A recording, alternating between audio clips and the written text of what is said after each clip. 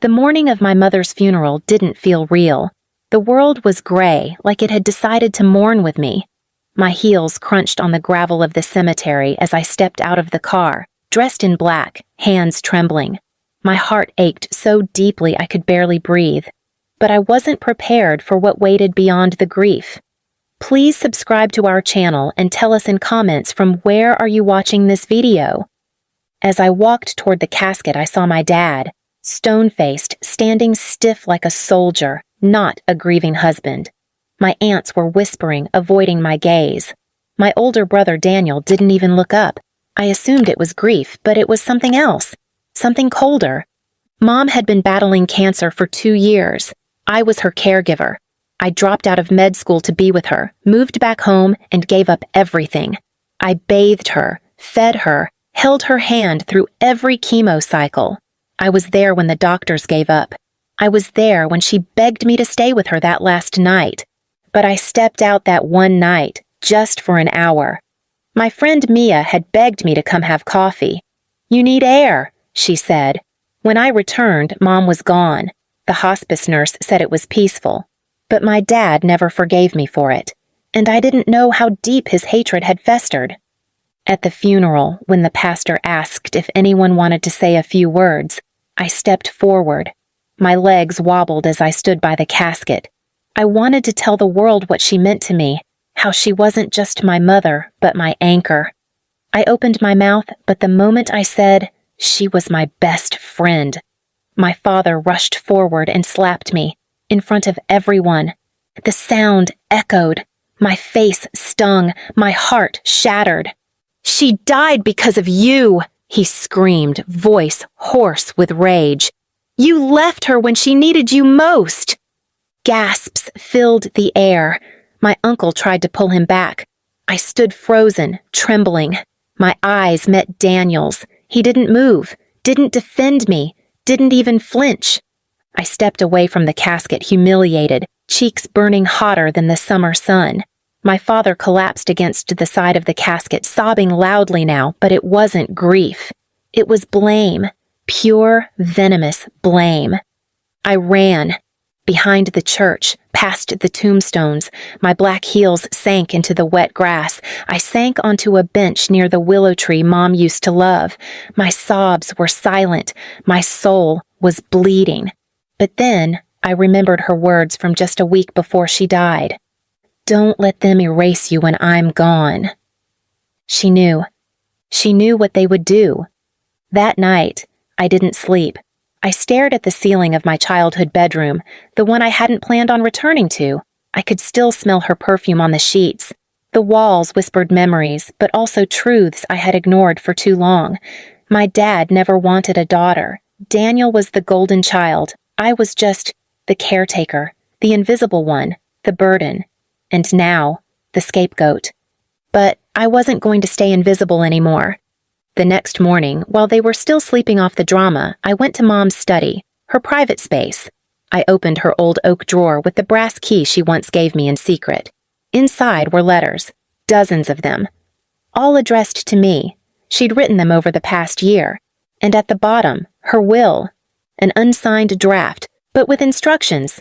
She wanted to leave me everything, the house, the savings, her half of the family business, an antique shop downtown that she co-owned with Dad. But she had never finalized the paperwork. My dad had insisted it wait, said she was being emotional. But the truth was, it was deliberate. She wanted me to know her intentions, to make a choice. She had left the map. Now it was my turn to draw the lines. I looked in the mirror, still bruised from the slap, eyes red, lips trembling, and whispered, "If they want to treat me like I killed her, then let them see what I can build from that pain."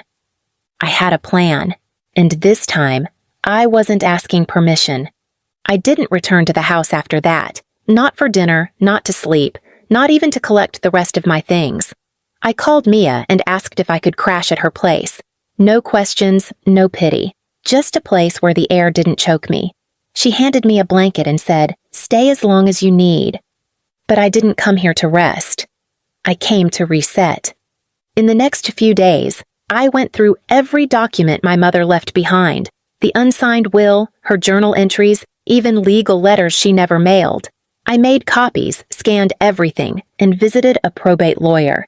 He read through it all and sat back in his chair with a slow whistle. "She intended to make you the sole heir of her personal and business assets," he said, tapping the last page. "This could hold up in court, especially with the letter and her mental state certified in the hospice records, but your father's going to fight." "I'm not afraid of a fight," I said. My voice cracked a little, but I didn't care. My dad had erased me at her funeral, but my mother had left behind breadcrumbs, and I was going to follow them all the way out of the shadows they buried me in. What they didn't expect was that while I was grieving, I was also gathering power. I applied for an emergency petition to place a temporary hold on the antique shop's financial accounts. The court granted it. My father couldn't pull a single dime from the business account without notifying me. I then filed a motion to open probate with my mother's draft will, citing evidence of intent. But I wasn't done. I posted a heartfelt message on the antique shop's social media, the one I had helped Mom build during lockdown. It read, "This store was my mother's dream, and I was proud to help her nurture it. Though she's no longer with us, I intend to honor every piece of her legacy, not through anger, but through love. To our loyal customers, thank you. To those who knew the truth, she whispered only to a few of us. I won't let her be forgotten." The post went viral locally. Clients I hadn't spoken to in years messaged me. Former neighbors stopped by the shop to leave flowers. One even shared an old video of my mom and I during a Christmas sale, laughing together, hugging. Meanwhile, my father sent me a cease and desist. He accused me of trespassing on the business. He called me unstable, a liar. He used the word ungrateful. He threatened to tell everyone what I did the night Mom died. So I let him. At the family mediation meeting, my father exploded again. "She abandoned her mother the night she died," he shouted across the table.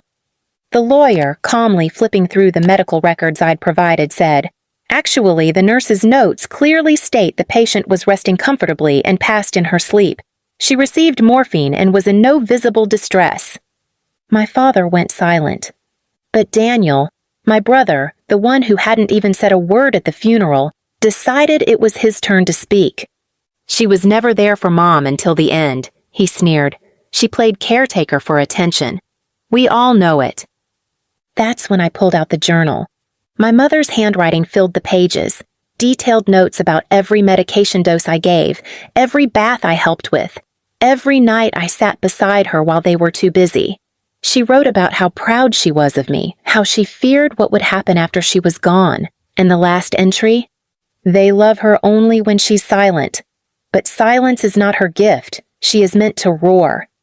I read it aloud, and for the first time in years, Daniel looked ashamed. The mediator leaned forward. "I think we're done here. This will be resolved in court." But even as the legal side moved forward, I had something else in motion. See, Mom had always talked about renovating the shop's back room, turning it into a reading lounge for guests. She never got around to it. I did. I used my savings, reached out to a few local artisans Mom used to support, and built the exact space she'd dreamed of. A corner with vintage chairs, tea service, and a picture wall of her favorite customers, and one large framed photo of her and me, arms around each other, laughing, her scarf blowing in the wind. The day we reopened the shop officially under the Eleanor Grace Foundation, my father showed up. He stood in the doorway, stunned.